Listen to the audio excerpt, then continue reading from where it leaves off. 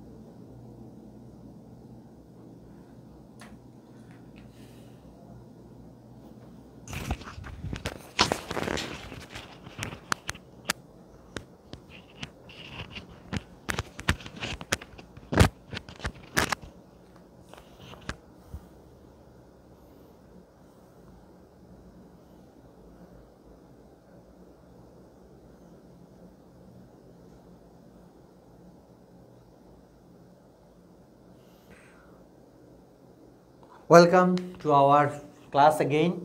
আমাদের আসলে হচ্ছে এখন একটু ঝামেলা হয়েছিল, কারেন্ট চলে গেছে, তার জন্য আন্তরিকভাবে দুঃখিত। এই জন্য আমাদের লাইফটা কেটে গেছিলো। সো যারা যারা আগে ছিলেন একটু জানান তো, কারা কারা ছিলেন দেখি তো।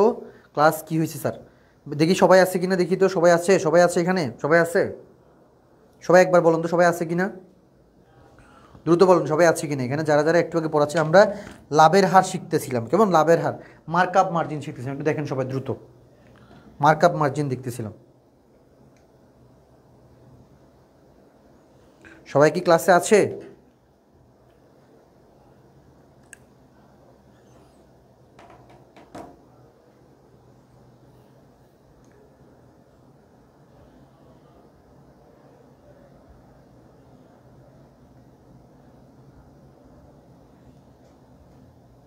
ওকে, তাহলে স্যার দেখেন ভালো করে। তাহলে আমাদেরকে আমরা বলছিলাম কি,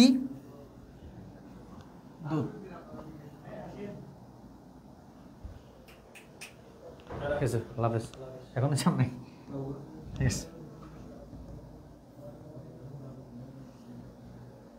সবাই আছেন না? সবাই আছেন মাশাআল্লাহ। ওকে, একটু ওয়েট করেন, আমরা এটা ইম্পর্টেন্ট, এটা পড়াই হচ্ছে আমরা সমন্বয় জাবেদা চলে যাবো, কেমন? একটু ওয়েট করেন, আমার নোটপ্যাডটা অন হোক।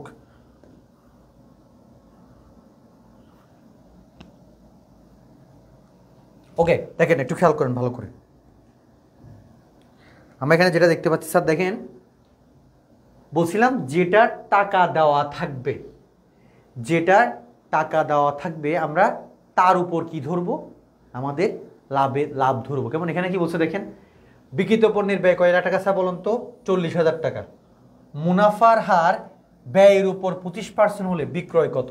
এখানে এখন আপাতত আমাদের লাভের হারের দরকার নাই, কিন্তু পরবর্তীতে কাজে লাগবে। এখন আমাকে কেমনে বের করে বলুন তো? মুনাফার হার 25%, তাহলে ব্যয় 40,000 টাকা, তাহলে কী হবে 40,000 টাকা ইন্টু 25% করেন নর্মালি কত হয় বলুন তো? 25% করলে 25%, 40,000 ইন্টু 25%, 10,000 টাকা। তাহলে স্যার বলুন তো আমার মোট লাভ কত? 10,000 টাকা। তাহলে স্যার একটু খেয়াল করুন তো, আমরা কীভাবে বের করবো এটা? বিক্রিত পণ্যের ব্যয় কত? 40,000 টাকা। আর আমার মোট লাভ বেরোছে কত টাকা বলুন তো? মোট লাভ কত টাকা বেরোছে? মোট লাভ বেরোছে, লাভের হার ব্যয়ের উপর 25%, ব্যয় কত টাকা? 40,000 টাকা। তাহলে এটার উপর 25% 10,000 টাকা।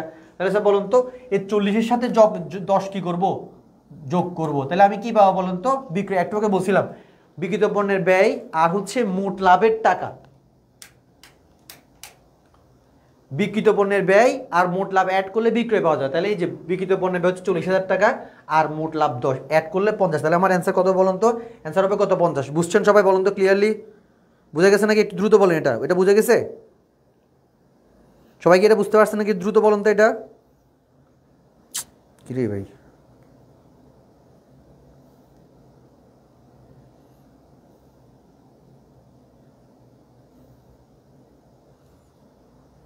বুঝে গেছে? ওকে স্যার, এরপরে খেয়াল করেন ভালো করে, আয় বিবৃতির নিচে কোনটি দেখানো হয়, এটা আমরা সবাই জানি প্রদত্ত খরচ, বাকিগুলো দেখানো হয় না। এরপরে হচ্ছে স্যার এই যে এটাতে হয়তো বা অনেকের ঝামেলা হইতে পারে, এটা আচ্ছা এটার থেকে ইম্পর্টেন্ট হচ্ছে এটা প্রায় সময় আসে, অনেক সময় আসে না, আমরা হচ্ছে ইম্পর্টেন্ট যেগুলো সেগুলোতে চলে যায়।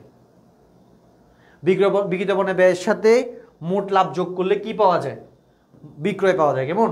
আচ্ছা এটাও ঠিক পারবো আমরা, এগুলো পারবেন সবগুলো। এরপরে হচ্ছে এখানে অনেকগুলো আছে, ভুড়ি ভুড়ি এমসিকিউ, কোটি কোটি এমসিকিউ, সবগুলো দিয়ে দেওয়া হবে, কেমন? আচ্ছা এখানে আচ্ছা এইটা একটু করাই, এই যে এটা একটু করাই, আসেন এটা একটু করাই সবাইকে। প্রারম্ভিক মজুদ 30,000 টাকা, পণ্য ক্রয় 1,50,000 টাকা, বিক্রয় মূল্য 2 লাখ টাকা, মোট লাভের হার বিক্রয় মূল্যের উপর 30%। এটা সহজ, এখানে কি দেখছেন, দেখেন মোট লাভের হার কিসের উপর দেওয়া আছে, বিক্রয়ের উপর দেওয়া আছে। তাহলে স্যার কি করবো বলুন তো, আমাদের এখন আমরা কি করতে হবে, আমাদের সমপরিমাণ মজুদ পণ্য, একটু আগে যে ফর্মুলাটা শিখেছি মনে আছে, তাহলে সমপরিমাণ মজুদ পণ্য বের করার জন্য কি করতে হবে, আমাদেরকে প্রারম্ভিক মজুদের সাথে নিট ক্রয় যোগ করব, করে বিক্রিত পণ্যের ব্যয় মাইনাস করব, বিক্রিত পণ্যের ব্যয় মাইনাস করে সমপরিমাণ মজুদ পণ্য পাবে। এটা কি সবাই বুঝতে পারছেন? মনে আছে একটু আগে বলছিলাম সমপরিমাণ মজুদ পণ্য কীভাবে বের করতে হবে, প্রারম্ভিক মজুদ যোগ নিট ক্রয়, বিক্রিত পণ্যের ব্যয় মাইনাস করলে সমপরিমাণ মজুদ। এখন দেখেন বিক্রিত পণ্যের ব্যয় এখানে কোথাও দেওয়া নাই, তাহলে আমাকে সমপরিমাণ মজুদ পণ্য বের করার জন্য আগে কি করতে হবে একটু বলুন তো, সমপরিমাণ মজুদ পণ্য বের করার জন্য আগে আমাকে কি করতে হবে, আগে বিক্রিত পণ্যের ব্যয় বের করতে হবে। এখন বিক্রিত পণ্যের ব্যয়টা কীভাবে বের করব, বিক্রিত পণ্যের ব্যয়টা বের করব কিসের মাধ্যমে বলুন তো, লাভের মাধ্যমে। বিক্রয় কয় লাখ টাকা, 2 লাখ টাকা, বিক্রয়ের উপর লাভের হার কত বলুন তো, 30%। তাহলে এর উপর 30% করেন, 30, এটা আমরা কি পাবো বলুন তো, এটা আমরা পাবো হচ্ছে মোট লাভ, কি পাবো এটা আমরা মোট লাভ পাবো, কি পাবো মোট। তাহলে এটা কত হবে, 60,000 টাকা। তাহলে আমার স্যার মোট লাভ কত, 60,000 টাকা। দেখেন ম্যাথগুলো কিন্তু অনেক ঝামেলার। তাহলে এই মোট লাভ হচ্ছে আমার 60,000 টাকা, আমার বিক্রয় হচ্ছে কয় লাখ টাকা, 2 লাখ টাকা। আমরা জানি 2 লাখ টাকা থেকে 2 লক্ষ টাকা হচ্ছে আমার বিক্রয়, এই 2 লাখ টাকা বিক্রয় থেকে আমি 60,000 টাকা মাইনাস করি, অর্থাৎ আমার মোট লাভ যদি মাইনাস করি তাহলে কত থাকে, 1,40,000।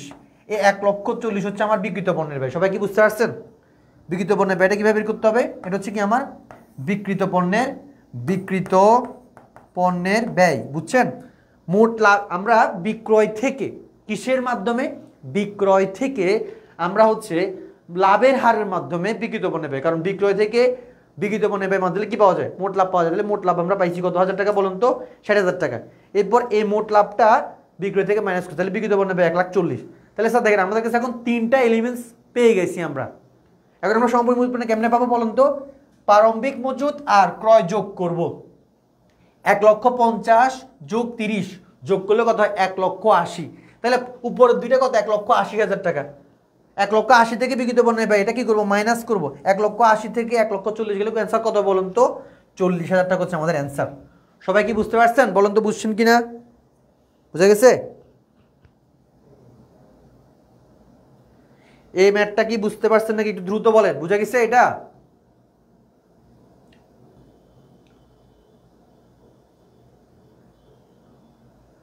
এগুলো সবগুলো সেম আগের মতোই, এগুলো বারবার আসতেছে।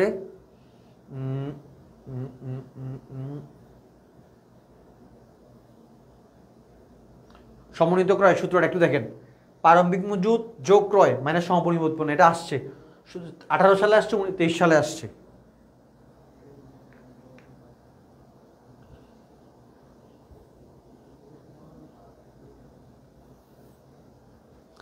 এরপরে দেখেন এই যে এখন এখন এখন আমরা হচ্ছে এখানে যাই। স্যার দেখেন বিক্রয়ের উপর কি দেওয়া আছে, দেওয়া আছে কয়বার আসছে দেখছেন, দিনাজপুর বোর্ডে আসছে, সকল বোর্ডে আসছে। বিক্রয়ের উপর দেওয়া আছে, বের করতে হবে কিসের উপর, বিক্রিত পণ্য ব্যয়ের উপর, মনে আছে? বিক্রিত পণ্য ব্যয়ের উপর বের করতে কি করতে হয়, মার্জিন ইউজ করতে হয়, মনে আছে? বিক্রয়ের উপর দেওয়া আছে, কিসের উপর বের করতে হবে, বিক্রিত পণ্য ব্যয়ের উপর। বিক্রিত পণ্য ব্যয়, তার শুধু ব্যয়, ক্রয়, এগুলোর উপর বের করতে মার্জিন। মার্জিনের সূত্র কি বলুন তো, হার ডিভাইডেড 100 মাইনাস হার 20%, এই যে হার হচ্ছে 20, 100 থেকে হার মাইনাস করবো ইন্টু 100, তাহলে কত বেরোবে বলুন তো? 25%। তাহলে অ্যান্সার হবে কত বলুন তো? অ্যান্সার হবে 25%। বুঝছেন সবাই এটা বলুন তো? এটা মার্কআপ মার্জিন থেকে আসছে।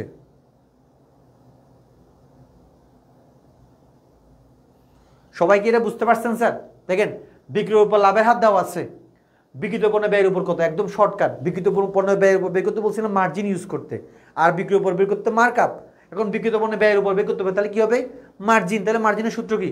100 হার ডিভাইডেড 100 মাইনাস স্যার, হার ছিল 20, 100 থেকে হার মাইনাস করছি, 100 দিয়ে ইন্টু করছি, তাহলে কি হবে? এটা 25%। এটা হচ্ছে আমার লাভের হার। পারবেন? বলেন তো সবাই বুঝছেন কিনা?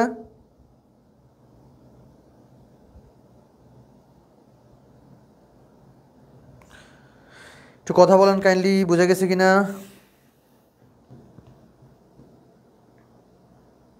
এগুলো সবগুলো পারা যাবে মোটামুটি, আপনারা পারবেন, আপনারা আয়ত্তের মধ্যে আছে।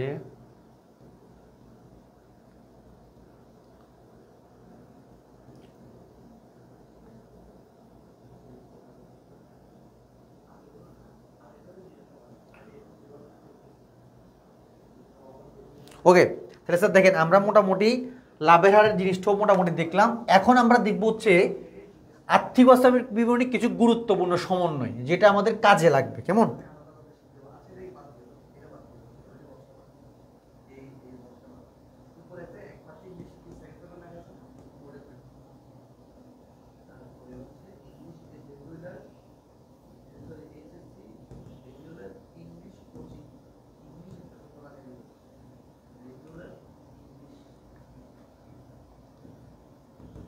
একটু দেখেন সবাই, দেখেন সবাই একটু ভালো করে দেখেন। আপনারা যে যে সমন্বয়গুলোতে আটকাতে পারেন সবগুলো সমন্বয় একটু দেখেন।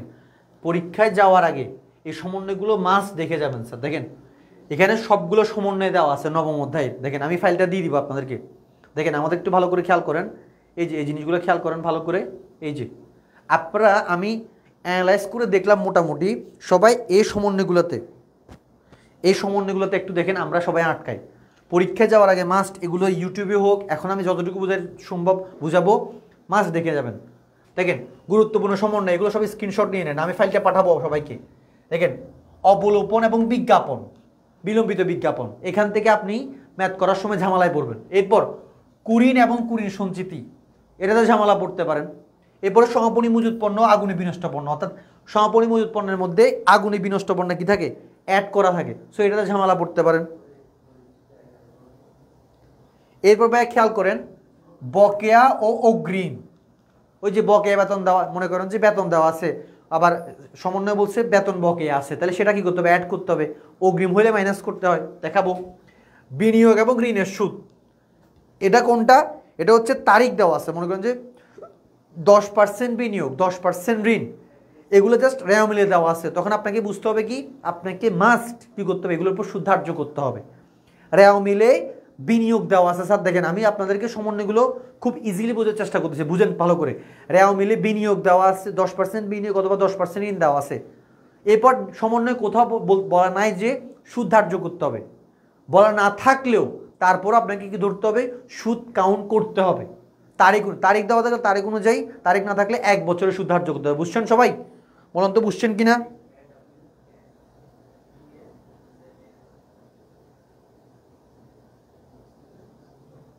আচ্ছা এরপরে স্যার খেয়াল করেন ক্রয় ভ্যাট ও বিক্রয় ভ্যাট, খুবই ইম্পর্টেন্ট এই জিনিসটা, টফ। এটা ক নাম্বারে আসতে পারে? ক্রয় ভ্যাট ও বিক্রয় ভ্যাট এখন দেখাবো, ক্রয় ভ্যাট এবং কি বিক্রয় ভ্যাট। এবারে কি বলছে স্যার? দেখেন এই যে আরেকটা গুরুত্বপূর্ণ, এটাতে মোটামুটি হার্ড, এটা হার্ড, এটাও এখানে আছে। বিক্রয় বা ফেরত সত্য বিক্রয়, যারা যারা ক্লাস থেকে বের হয়ে যাচ্ছেন তারা হচ্ছে যে একটু লুজার হবেন। কেমন? ক্লাসে থাকেন, অনেকগুলো জিনিস জানতে পারবেন। আপনারা ফ্রেন্ডদেরকে আবারও জানিয়ে দেন তারা ক্লাসে অ্যাটেন্ড করতে পারে। দেখেন বিক্রয় বা ফেরত সত্য বিক্রয়, এই জায়গায় আপনি ঝামেলায় পড়তে পারেন। বিক্রয় বা ফেরত সত্য বিক্রয়, এটা কি পড়তে পারেন? ঝামেলায় পড়তে পারেন। পণ্য বিক্রি করছেন কিন্তু সেটা বিক্রি হতেও পারে, নাও হতে পারে, আবার ফেরত দিতে পারে। সো এটাতে আপনি এটা কীভাবে সলভ করবেন? এরপর দেখেন চালানি কারবারে প্রেরিত পণ্য। স্যার দেখেন এখন সবাই বুঝতেছেন এটা কি ইম্পর্টেন্ট। চালানি কারবারে প্রেরিত পণ্য, চালানি কারবারে প্রেরিত পণ্য, চালানি কারবারে প্রেরিত পণ্য মানে কি? আমি এজেন্টের মাধ্যমে পণ্য বিক্রয় করতেছেন, তো সেখান থেকে অনেক সময় প্রফিট হয় বা ক্ষতি হয়, এটা সমন্বয়টা কিভাবে হবে? চালানি কারবারে প্রেরিত পণ্য। এরপরে দেখেন ক্রয় মূল্যে বা বিক্রয় মূল্যে পণ্য উত্তোলন অবৈধ। তাহলে ইম্পর্টেন্ট হচ্ছে কোনটা? কুরিন, তারপর হচ্ছে কি এখানে বিক্রয় বা ফেরত সত্ত্বে বিক্রয়, চালানি কারবারে প্রেরিত পণ্য, তারপর হচ্ছে ভ্যাট। বেশি ইম্পর্টেন্ট হচ্ছে ভ্যাটটা আর হচ্ছে কুরিনটা, এগুলো সবসময় আসে। কুরিন আর ভ্যাট সব সময় আসে, বুঝছেন? কুরিন আর ভ্যাট সব সময় আসে।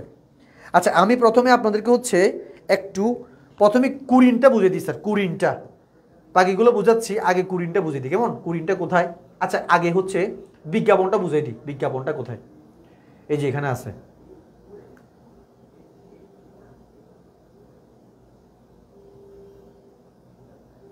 স্যার দেখেন এই যে কুরিনটা একটু বুঝিয়ে দিই কেমন? সবাই একটু ভালো করে বুঝেন, কারো প্রবলেম থাকলে ইনশাল্লাহ ক্লিয়ার হয়ে যাবে এখান থেকে। কুরিনের দেখেন স্যার, কুরিন এবং কুরিন সঞ্চিতি একটু ভালো করে বুঝেন। কি আছে? কুরিনের পুরাতন নাম ছিল অনাদায়ী পাওনা, মানে আগে এটাকে আমরা অনাদায়ী পাওনা নামে চিনতাম। কুরিন এবং অনাদায়ী একই কথা। আচ্ছা, এরপরে দেখেন অনাদায়ী পাওনা সঞ্চিতি মানে হচ্ছে অনাদায়ী পাওনা মানে হচ্ছে কি কুরিন, এগুলো একই কথা। এবার দেখেন স্যার, অনাদায়ী পাওনা সঞ্চিতি মানে হচ্ছে কুরিন সঞ্চিতি। তার মানে কি, যেটাকে আমরা আগে অনাদায়ী পাওনাটা বলতাম সেটা হচ্ছে এখন বর্তমানে কুরিন, যেটাকে আমরা অনাদায়ী পাওনা সঞ্চিতি রাখতাম সেটা হচ্ছে এখন কুরিন সঞ্চিতি। বুঝে গেছে? আচ্ছা, এবার দেখেন এটার চারটা জেদ দেওয়া থাকতে পারে, চারটা। রেওয়া মিলে থাকবে হচ্ছে দুইটা। রেওয়া মিলে দেওয়া থাকবে হচ্ছে কুরিন এবং কুরিন সঞ্চিতি। এরপর সমন্বয়ে দেওয়া থাকবে হচ্ছে কুরিন এবং কুরিন সঞ্চিতি। রেওয়া মিলের যেগুলো দেওয়া থাকবে সেগুলোকে বলা হবে পুরাতন, আর সমন্বয়গুলো হচ্ছে কি নতুন। এটা কিভাবে সমাধান করবেন দেখেন, এখানে আমি কোয়েশ্চেন একদম ভালো করে কোয়েশ্চেন সহ একদম উদাহরণ দিয়ে প্র্যাকটিস করেছি, ভালো করে দেখেন। এই যে দেখেন স্যার, আমরা সমন্বয়গুলো কিভাবে কি করব, সলভ করব, একটু ভালো করে বুঝেন। সমন্বয়গুলো আমরা কিভাবে সমাধান করবো স্যার একটু দেখেন। সমন্বয়গুলো দেখেন, উদাহরণ খেয়াল করুন। এই চারটা মাস্ট আপনাকে জানতে হবে। কীরকম দেখেন স্যার, আয় বিবরণীতে কীভাবে বের করতে হবে? আয় বিবরণীতে এই যে ফরম্যাটটা এবং এই ফরম্যাটটা, এটা হচ্ছে আর্থিক অবস্থা বিবরণীতে। অর্থাৎ আর্থিক অবস্থা বিবরণীতে আপনি কুরিনটা এভাবে সলভ করবেন, আর আয় বিবরণীতে কুরিনটা কীভাবে এভাবে সলভ করতে হবে। দেখেন, আয় বিবরণীতে কুরিনের সাথে নতুন কুরিন যোগ করবেন, নতুন কুরিন সঞ্চিতি যোগ করবেন কেমন? তাইলে আয় বিবরণীতে কুরিনের সাথে নতুন কুরিন এবং নতুন কুরিন সঞ্চিতি দুইটা কী করতে হবে? যোগ করতে হবে। মাইনাস করতে হবে কিসে বলুন তো? পুরাতন কুরিন সঞ্চিতি। তাইলে আমি কী পাবো বলুন তো? সুতরাং চলতি বছরের কুরিন খরচ আমি পাবো। সবাই কি ভালো করে বুঝতে পারছেন নাকি একটু স্যারকে বলুন তো? তাইলে এই যে কুরিন, এখানে আমি দেখাচ্ছি, এই যে কুরিন এখানে হচ্ছে কি, এই যে কুরিন দেখতেছেন, কুরিন কুরিন এবং হচ্ছে পুরাতন কুরিন, এই দুইটা জিনিস পাওয়া যাবে কোথায়? রেওয়া মিলে দেওয়া থাকবে। আর এই যে দুইটা জিনিস নতুন কুরিন আর নতুন কুরিন, এগুলো পাবো কোথায়? সমন্বয়ে দেওয়া থাকবে। তাহলে আমাদের ফ্লোটা কি, আমাদের সিকোয়েন্সটা কি? কুরিনের সাথে নতুন কুরিন যোগ করতে হবে, মাইনাস করতে হবে কি, নতুন কুরিন যদি প্লাস করতে হবে। তাহলে নতুন যেগুলো সেগুলোকেই করতে হবে, গেস্টের মতো আপ্যায়ন করতে হবে। তাহলে কুরিনের সাথে নতুন কুরিনের সাথে কি করতে হবে? যোগ করতে হবে। মাইনাস করতে হবে কি? পুরাতন কুরিন সঞ্চিতি। তাহলে এটা আইবিতে আমরা এইটুকু কি করব? আমরা প্রবলেম এইটুকু সলভ করব। বুঝে গেছে? আচ্ছা, আর্থিক অবস্থার বিবরণীতে আমরা কিভাবে সলভ করবো একটু বলুন তো। দেখেন, দেনাদারের সাথে আমরা প্রথমে ধারে ক্রয়, তারপর যে কোনো প্রকার সমন্বয় সবগুলো আগে করে নিব। দেনাদারের সাথে ধারে ক্রয় থাকলে অথবা হচ্ছে অলিখিত ক্রয় থাকলে যোগ করব আগে, তাহলে আমরা মোট দেনাদার পাবো। বুঝছেন? এই মোট দেনাদার থেকে মাইনাস করতে হবে নতুন কুরিন, যেটা হচ্ছে কোথায়? সমন্বয়ে থাকে সেটা। আমি একটু এক্সাম্পল দিয়ে দেখাবো, সবাই ভালো করে বুঝবেন। এবার দেখেন, তাহলে আমরা দেখেন এই নতুন কুরিনটা মাইনাস করলে কী পাবো? অবশিষ্ট দেনাদার। অবশিষ্ট দেনাদার যেটা, এটার উপর আমরা বেসিক্যালি নতুন কুরিন সঞ্চিতি বের করব। তাইলে নতুন কুরিন সঞ্চিতি কার উপর বের করা হয়? সেটা হচ্ছে অবশিষ্ট দেনাদার। আর অবশিষ্ট দেনাদার কীভাবে পাবো? দেনাদারের সাথে সবগুলো সমন্বয় যোগ করব, যোগ বিয়োগ করব, এরপর নতুন কুরিন মাইনাস করব। নতুন কুরিন মাইনাস করলে যেটা থাকবে সেটা হচ্ছে অবশিষ্ট দেনাদার, তার উপর পার্সেন্টেজ করলে নতুন পুরাতন কুরিন সঞ্চিতি পাবো। এই দেনাদার থেকে নতুন এবং পুরাতন দুইটাই নতুন এবং নতুন কুরিন দুটোটা কী করতে হবে? মাইনাস করতে হবে। আশা করছি আমরা বুঝতে পারছি কেমন? ওকে, তাহলে এবার আমরা আমরা এটা একদম প্রবলেম, রিয়েল প্রবলেম, একদম রিয়েল টাইম প্রবলেম সলভ করি। আসেন, সবাই কি এটা বেসিক বুঝতে পারছেন নাকি একটু বলুন তবে? বেসিক আমরা কি এটা বুঝছি বলুন তো? একটু বুঝছেন কিনা একটু বলুন তো দ্রুত। আমরা এইটুকু কি বুঝতে পারছি?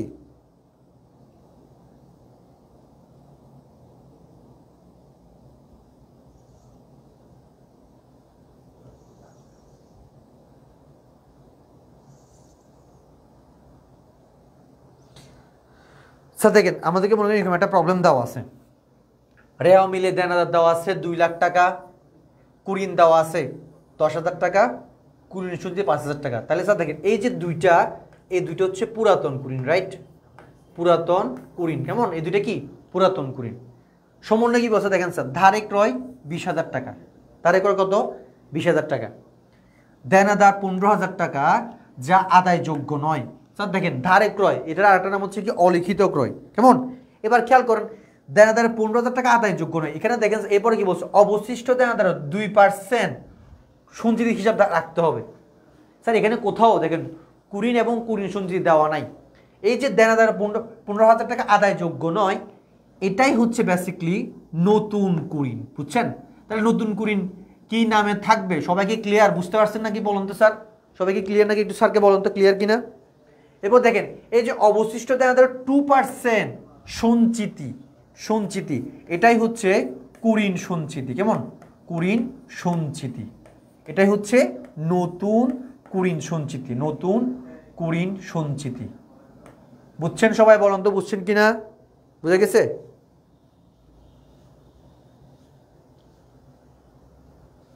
বুঝে গেছে স্যার? বলুন তো বুঝে গেছে কিনা? তাহলে এই যে যেটা দেওয়া আছে আদায়যোগ্য না, এটা হচ্ছে নতুন কুরিন, আর যেটা অবশিষ্ট সেটা হচ্ছে কি নতুন কুরিন সঞ্চিতি। বুঝে গেছে?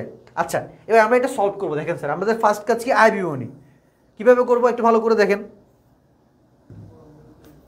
কুরিন 10,000 টাকা লিখলাম, এই যে এখান থেকে এখানে পাইলাম 10,000 টাকা, এটা লিখলাম। এরপরে নতুন কুরিন, এই যে এখানে পাইলাম 15,000 টাকা, লিখলাম।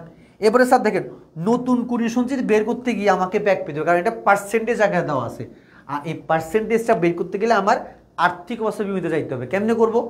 দেনাদার লিখলাম 2 লাখ টাকা, এই যেখানে ছিল 2 লাখ টাকা। এরপর ধারে ক্রয় মানে অলিখিত ক্রয় 20,000 টাকা, এটাও লিখলাম। কত টাকা বেরোবে? 2,20,000 টাকা। বুঝছেন সবাই? এবার দেখেন স্যার তার থেকে ফরম্যাট মাইনাস করতে হবে কি বলেন তো, নতুন কুরিন 15,000 টাকা। তাহলে এই যে 2,20,000 থেকে 15 2,05,000 টাকা, তাই এটা হচ্ছে আমার কি অবশিষ্ট দেনাদার। তাইলে নতুন কুরিন সঞ্চিতি বের করার জন্য আগে কি মাইনাস করতে হবে? দেনাদার থেকে নতুন কুরিন মাইনাস করতে হবে, এটা মাথায় রাখতে হবে। এই 2,20,000 থেকে 15,000 টাকা মাইনাস করলাম, 2,05,000। এই 2,05,000 উপর স্যার আমি নতুন এই যে 2,05,000 টাকা, যে এই 2,05,000 টাকার উপর আমি 2% করছি, 2% করে কত পাইছি? 4,100। এটা এখানেও বসালাম, আর এটা 4,100 টাকা, এই যে 100 এটা এখানেও বসাইছি, এখানে 4,100 হবে, এই 4,100। আরে মা,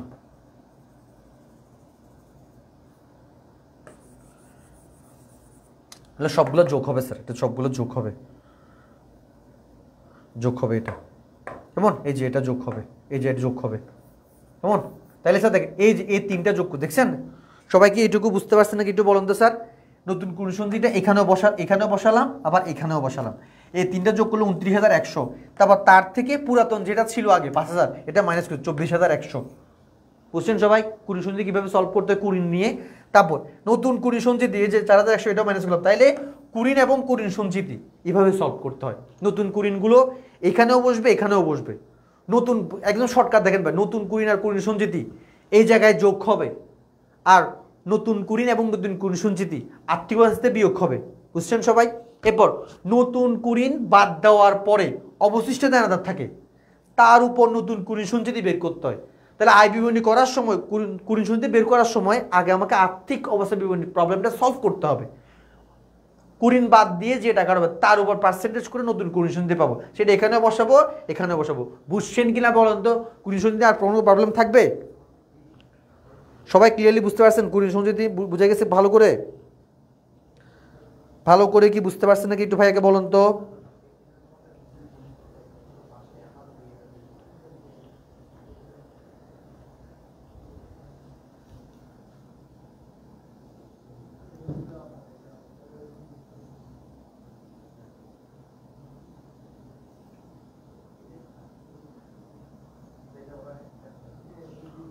ওকে, পরীক্ষা আসলে তো পারবো না।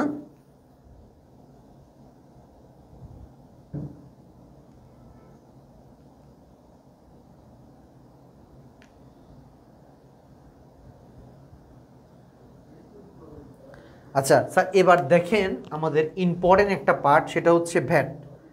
একটু করে সবাইকে বলি ভ্যাটটা নিয়ে।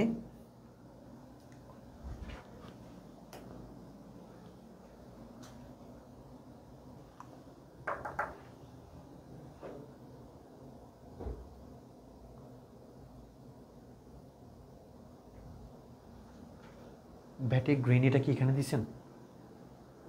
দেন নাই? ও কেন? আচ্ছা লাগবে না, আচ্ছা এখানে আছে, প্যারা নেই।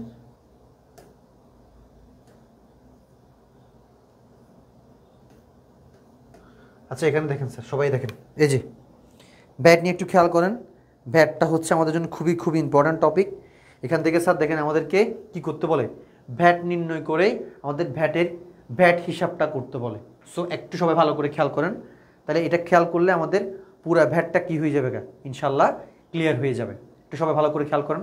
দেখেন স্যার, ভ্যাট হচ্ছে দুই ধরনের, ভালো করে বুঝেন সবাই। এটা হইলে আপনি যদি আর্থিক অবস্থা বিভিন্ন নাও করেন, অ্যাটলিস্ট নাম্বারটা ক্লিয়ার হয়ে যাবে। ভ্যাট দুই ধরনের, একটা হচ্ছে ক্রয় ভ্যাট, একটা হচ্ছে বিক্রয় ভ্যাট। বুঝে গেছে? ক্রয় ভ্যাট হচ্ছে ডেবিট, মাথায় রাখতে হবে, এটা ক্রয়ের সাথে সম্পর্কিত জন্য ডেবিট। বিক্রয় ভ্যাট ক্রেডিট, কারণ এটা বিক্রয়ের সাথে সম্পর্কিত। আর বিক্রয় ভ্যাট হচ্ছে আমার জন্য এক প্রকার সেটা না বলি। দেখেন, ক্রয় ভ্যাট আমি সরবরাহকারীদের প্রদান করি, অর্থাৎ আমি যার থেকে পণ্য ক্রয় করি, ক্রয় ভ্যাট আমি তাকে প্রদান করি। আর বিক্রয় ভ্যাট আমি কি করি, ক্রেতা থেকে নিই, অর্থাৎ যাদের কাছে আমি ভোক্তা, যাদের কাছে আমি বিক্রয় করি, বিক্রয় করার মাধ্যমে তাদের থেকে আমি ভ্যাট আদায় করি, এটা হচ্ছে বিক্রয় ভ্যাট। আর ক্রয় ভ্যাট হচ্ছে আমি যাদের থেকে পণ্য ক্রয় করি তাদের থেকে কি করি, তাদেরকে আমি প্রদান করি। তাহলে ক্রয় ভ্যাট আর বিক্রয় ভ্যাট বুঝতে পারছেন? ক্রয় ভ্যাট হচ্ছে কি ডেবিট, আর বিক্রয় ভ্যাট হচ্ছে ক্রেডিট। সবাই ভালো করে বুঝেন স্যার, এটা নাম্বারের সাথে খুবই ওতপ্রোতভাবে জড়িত, ভালো করে বুঝেন। ক্রয় ভ্যাট হচ্ছে আমার জন্য ডেবিট, এটা আমি প্রদান করি এজন্য, আর বিক্রয় ভ্যাট আমি আদায় করি এজন্য, এটা হচ্ছে আমার জন্য ক্রেডিট। এটা আমি হচ্ছে প্রধান ওই যে ভোক্তা থেকে নিই। আচ্ছা, এরপরে খেয়াল করেন, আমাদের একটু জিনিস মাথায় রাখতে হবে স্যার। দেখেন, ভ্যাট নির্ণয়ের সূত্র হচ্ছে কি, এই যে 15/115, বুঝে গেছে? তাহলে এটা কেমনে বের করবে একটু দেখেন তো। এই জায়গায় দেখেন 15/115, ক্রয় ভ্যাট বের করার সময় 15/115 দিলে, ক্রয় দিয়ে গুণ করলে ক্রয় ভ্যাট পাবো, আর বিক্রয় ভ্যাট বের করার সময় বিক্রয় দিয়ে গুণ করলে কি পাবো, আমরা বিক্রয় ভ্যাট পাবো। বুঝছেন সবাই? সবাই কি ভালো করে বুঝতে পারছেন? আচ্ছা,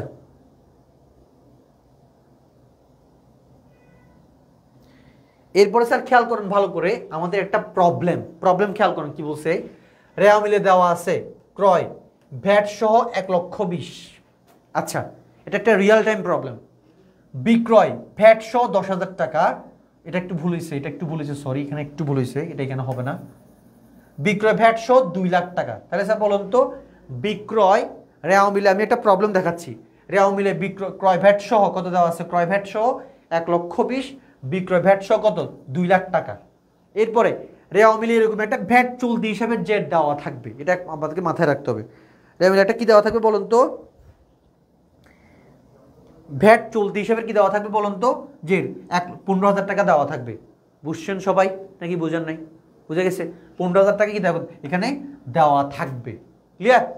আচ্ছা, এবার খেয়াল করেন, আমি এখন এটা কিভাবে সলভ করব। নাম্বার আমাকে কি বলে, ভ্যাট চলতি হিসাব, রাইট? প্রথমে আমাকে কি করতে হবে বলুন তো, ক্রয় ভ্যাট আর বিক্রয় ভ্যাট বের করতে হবে। এখানে পয়েন্ট টু বি নোটেড, সেটা হচ্ছে ক্রয় ভ্যাট এবং বিক্রয় ভ্যাট বের করতে হয়, নিট এর উপর বের করতে হয়। কিসের উপর? নিটের উপর বের করতে হয়। কি নিট স্যার? অর্থাৎ ক্রয়ের সাথে যদি কোনো সমস্যা থাকে, অলিখিত ক্রয় থাকলে যোগ করতে হবে, ফেরত থাকলে বিয়োগ করতে হবে, ভ্যাট তারপর হচ্ছে কি আর কি করতে হবে, বাট্টা থাকলে বিয়োগ করতে হবে। এগুলো যোগ বিয়োগ করার পরে যে টাকাটা হবে, নিট ক্রয় বা নিট বিক্রয়ের উপর কি ধরতে হবে, নিট ক্রয়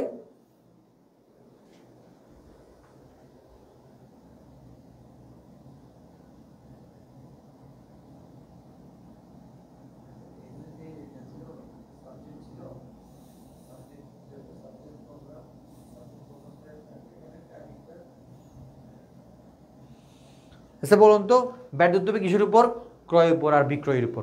বুঝতে পারছেন সবাই? আচ্ছা, এবার দেখেন স্যার, এখানের মধ্যে যেহেতু কোনো প্রবলেম নেই, তাহলে আমরা ডিরেক্ট করে ফেলতে পারবো। এই যে 15/115, ক্রয় ভ্যাট 1,20,000 ইন্টু করলাম, আমরা কত বেরোছে, 15,600 কত 62 বেড়েছে, ক্রয় ভ্যাট কত বেড়েছে 15,662। এই যে 15 ডিভাইড 115 ইন্টু 1,20,000 কয়, এবার দেখেন 15 ডিভাইড 115 ইন্টু 2 লাখ টাকা 26,086 টাকা বেড়েছে। বুঝছেন সবাই? তাহলে আমরা ক্রয় ভ্যাটও পাইছি, বিক্রয় ভ্যাটও পাইছি। এখন আমরা কিভাবে করব, সমাধানটা কিভাবে করব? ক নাম্বারে ভ্যাট চলতি হিসাব অর্থাৎ খতিয়ানটা, ভ্যাট চলতি হিসাব করতে বলছে মানে আমাকে কি করতে হবে? খতিয়ান করতে হবে। কি করতে হবে? খতিয়ান। আসেন আমরা খতিয়ানটা করবো এখন। এই যে খতিয়ানটাও আছে, এই যে আমি হচ্ছে এখানে এটা এখন আমরা দেখেন খতিয়ানটা করব। একটু মাথা রাখবে স্যার, এখানে কত পাইছি বলুন তো? এখানে 15,600 কত পাইছি? আচ্ছা এখানে একটু দেখি, 15,662। আর এখানে পাইছি কত? 26,086। একটু সবাই এই কেউ একজন কমেন্ট করে দেন তো, এটা একটা কমেন্ট করে দেন, এটা ভাইয়া দেখার জন্য। এটা পেজ উল্টে চলে যাবে গা। ক্রয় ভ্যাট লিখেন 15,662 আর বিক্রয় ভ্যাট লিখেন হচ্ছে 26,086 টাকা। এরপর ভ্যাট চলতি হিসাব 15, এগুলো মাথায় রাখবেন। ভ্যাট চলতি হিসাব কোন পাশে? দেখেন একটা ইম্পর্টেন্ট বিষয়, ভ্যাট চলতি হিসাব ডেবিটেও থাকতে পারে, ক্রেডিটও থাকতে পারে। ভ্যাট চলতি হিসাব যদি ডেবিটে থাকে রে মিলে বুঝতে হবে এটা হচ্ছে ক্রয় ভ্যাটের টাকা, বুঝছেন? আর ভ্যাট চলতি হিসাব যদি ক্রেডিট পাশে থাকে তাহলে বুঝতে হবে এটা হচ্ছে কি? বিক্রয় ভ্যাটের টাকা। ভ্যাট চলতি হিসাব ডেবিটে থাকলে এটা কিসের টাকা বলুন তো? ক্রয় ভ্যাটের টাকা। ক্রেডিটে থাকলে হচ্ছে কি? বিক্রয় ভ্যাটের টাকা। সবাই কি বুঝছেন নাকি বুঝেন না ভাইকে বলুন তো? বুঝে গেছে? কেউ কমেন্ট করছেন এটা?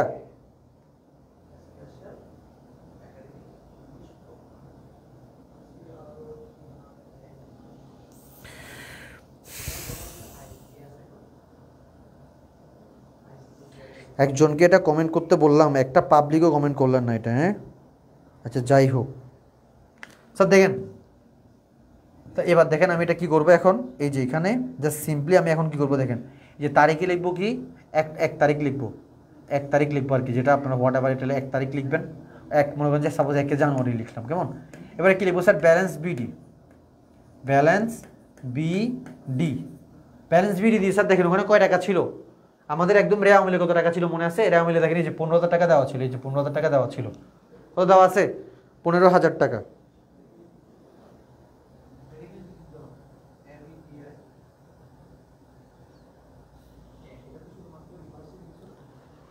কত দেওয়া ছিল স্যার বলুন তো? রেয়া মিলে কত দেওয়া আছে? ক্রেডিট 15,000 টাকা। এই যে রেয়া মিলে প্রথমে আমাদের এটা খতিয়ান করতে দিয়েছে, এটা হচ্ছে কি? ভ্যাট চলতি হিসাব। এটা ক নাম্বারের ম্যাথ? ক নাম্বারে করতে বলে না? ভ্যাট চলতি হিসাব।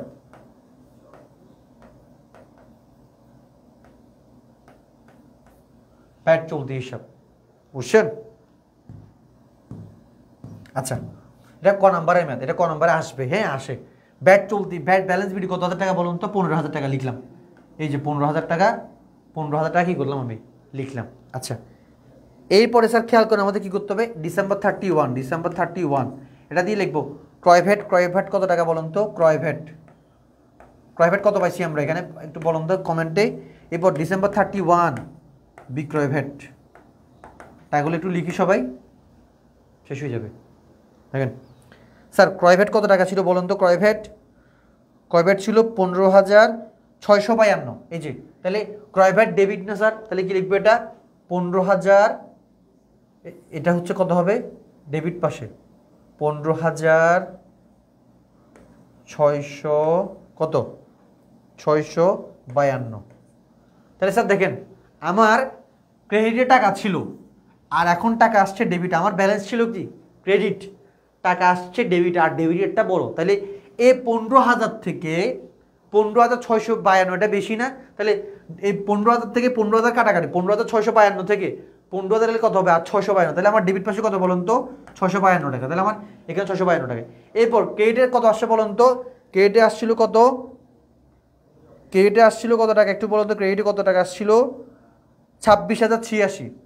তাহলে এটা ক্রেডিট পাশে, তাহলে 26,086, রাইট? তাহলে স্যার এখানে আমার ডেবিট ব্যালেন্স ছিল, কিন্তু এখন টাকা আসছে কোথায়? ক্রেডিটে, আর ক্রেডিটটা বড়। তাহলে কি করতে হবে? 26,086 থেকে 652 মাইনাস করেন। 26,086 মাইনাস 652, তাহলে কত হবে? ক্রেডিট পাশে 25,434। বুঝছেন সবাই? একটু বলুন তো বুঝছেন কি না? এটা কি সবাই বুঝতে পারছেন? সবাই কি বুঝতে পারছেন নাকি একটু বলুন তো? রাদিয়া আক্তার, আসসালামু আলাইকুম স্যার। ওয়ালাইকুম আসসালাম ভাই, অনেক লেটে আসছেন, আমার ক্লাস এখন শেষ হয়ে যাবে গা। আচ্ছা স্যার, সবাই কি এটা বুঝছেন কি একটু বলুন তো? জাস্ট আমরা একটু আগে ক্রয় ভ্যাট আর বিক্রয় ভ্যাট বের করছি।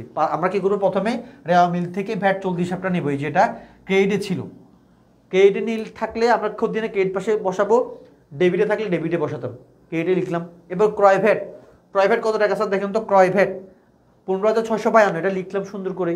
লিখার পরে স্যার দেখেন এখানে আমার ক্রেডিট পাশে ব্যালেন্স ছিল, কিন্তু ডেবিট, এখানে ডেবিট আসছে, তাহলে আবার দেখেন ক্রেডিট থেকে ডেবিটে বলে, এটা নর্মাল খতিয়ানের হিসাব।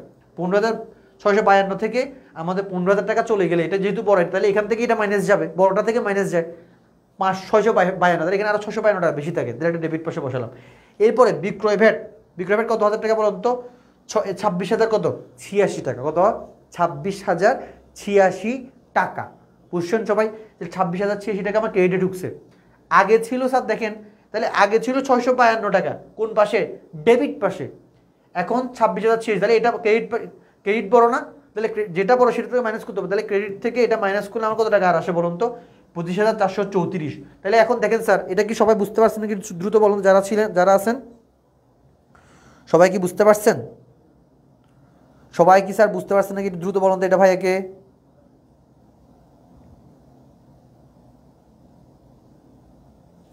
সবাই কি এটা বুঝা গেছে ভাইয়া? বলুন তো বুঝছেন কিনা? পারবো ইনশাল্লাহ এটা?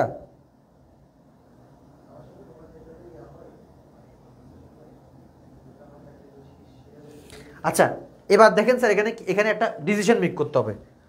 সেটা হচ্ছে এখান থেকে যে সমন্বয়টা, দেখেন আমরা যখন আয় বিবরণী করব তখন এই যে ক্রয় ভ্যাট, এই যে ক্রয় ভ্যাট আর বিক্রয় ভ্যাট, ক্রয় ভ্যাট ক্রয় থেকে মাইনাস করবো আয় বিবরণী করার সময়, বিক্রয় ভ্যাট বিক্রয় থেকে মাইনাস করব, বুঝছেন? আবার দেখেন এখানে খতিয়ানের কি জের আসছে? খতিয়ানের ক্রেডিট জের আসছে না? কত হাজার টাকা? 25,434 খতিয়ানের ক্রেডিট জের। তাহলে এটা কোথায় বসবে জানেন? এটা হচ্ছে দায়ে বসবে। এটা কোথায় বসবে বলুন তো? এটা দায়ে বসবে। এই যে এখানে এটা দায়ে বসবে, একটু আগে দেখাইছিলাম, চলে গেছে গা, একটু এখানে দেখাই। যদি দেখেন, যদি ক্রেডিট বড় হয়, খতিয়ানের ক্রেডিট বড় হলে কি কোথায় বসবে বলুন তো? চলতি দায়ে বসবে, চলতি দায়ে, চলতি দায়ে, কেমন? চলতি দায়ে বসবে ক্রেডিট বড় হলে। আর যদি খতিয়ানের ডেবিট পাশ আসে, ডেবিট যে, তখন কোথায় বসবে? চলতি সম্পদে, চলতি সম্পদে। সবাই বুঝতে পারছেন? খতিয়ানে ক্রেডিট পাশ আসলে তার মানে ক্রেডিট পাশ বড়, তার মানে এটা হচ্ছে কি দায়, তাহলে খতিয়ানে ক্রেডিট পাশ আসলে দায়ে বসবে, আর ডেবিট পাশ আসলে চলতি সম্পদে বসবে। বুঝছেন কিনা বলুন তো সবাই দ্রুত? বুঝে গেছে? তাহলে স্যার এটা সবাই ভালো করে বুঝতে পারছেন নাকি? দ্রুত বলুন তো।